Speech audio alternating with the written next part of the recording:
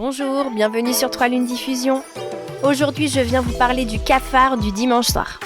Je suis sûre que vous connaissez. Une mélancolie familière qui s'insinue en nous dès le dimanche soir. Il est 16h et je n'arrive plus à profiter pleinement de ma fin de dimanche.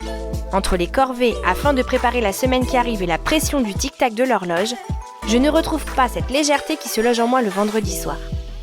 J'ai beau me répéter que je n'ai aucune raison de me sentir mal, rien n'y fait. D'aussi loin que je me souvienne, j'ai toujours ressenti ce cafard du dimanche soir. Depuis l'école en fait. Le pire était pour moi la reprise après les vacances scolaires. Et en primaire, je versais même une larme. Cette privation de liberté et de douceur de vivre qui arrivait me plombait complètement. Ça ne s'est jamais passé. Je trouvais cela absurde de s'infliger autant de contraintes et je ne comprenais pas pourquoi elles étaient obligatoires. Le temps du week-end, on oublie les contraintes horaires qui ne respectent pas notre nature. On passe du temps avec nos proches et on a du temps pour soi, afin de faire aussi tout ce que l'on aime. C'est à nous parents d'éviter que ce cafard ne s'immisce dans la vie de nos enfants. Et si nous pouvions inventer des rituels du dimanche pour créer de la joie à préparer la semaine qui arrive. Et puis les corvées de cette semaine à venir, si elles étaient faites le vendredi ou le samedi, repassage, sac, repas, cela laisserait du temps pour cette créativité. Ce cafard est-il irréversible ? Peut-être bien, si l'on ne vit pas de la manière qui est la plus appropriée pour notre individualité. Je me dis que le bonheur en tout temps pourrait être accessible si la société s'organisait autour de la nature unique de chaque être. Au lieu de formater tout le monde sur un même modèle. On ne rentre pas tous dans les mêmes cases, et surtout on n'a pas envie d'y entrer dans les cases. Si nous avions un quotidien avec des options, un peu à la carte, chacun y trouverait son compte.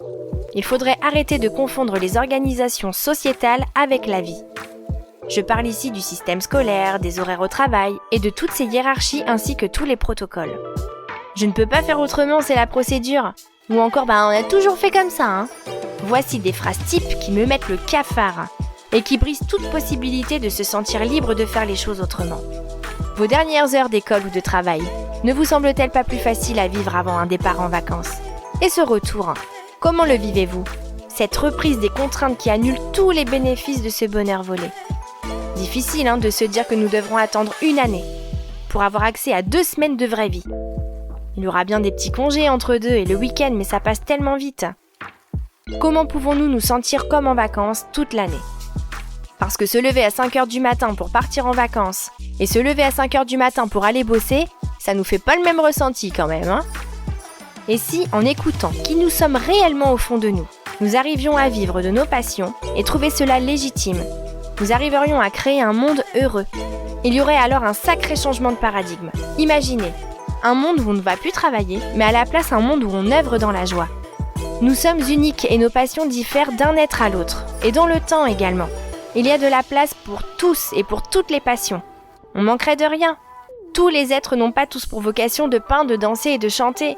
Cuisiner pour les autres, prendre soin d'eux, enseigner, cultiver, créer, réparer des objets, coudre, que sais-je, tout est possible. Vraiment, je souhaite qu'une brise de créativité et d'espoir vienne dissiper et dissoudre ce cafard du dimanche soir. Il semble fort et immuable, mais il est plus positif qu'il n'y paraît. C'est un indicateur qui nous montre que nous nous sommes engagés sur une des voies les moins épanouissantes pour nous et que nous pouvons, en prenant conscience de tout cela, nous rediriger sur un chemin plus passionnant. Adultes et forcément enfants, serions chaque jour dans notre heureuse créativité. Cette nouvelle sensation de bonheur est accessible à tous et bientôt, elle fera émerger un nouveau monde. Je vous laisse à vos réflexions et vous souhaite une bonne écoute. À bientôt, l'équipe de 3 Lunes Diffusion.